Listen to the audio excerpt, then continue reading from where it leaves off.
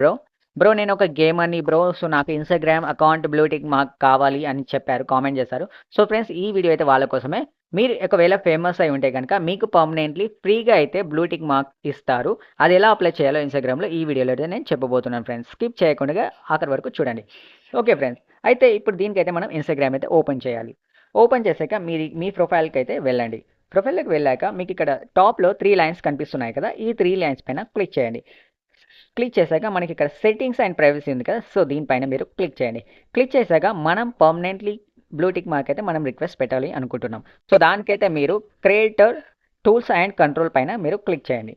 Click చేశాక మనకైతే ఇక్కడ చూస్తే గనక రిక్వెస్ట్ వెరిఫికేషన్. సో, దీనిపైన మీరు సింపుల్‌గా క్లిక్ చేయండి.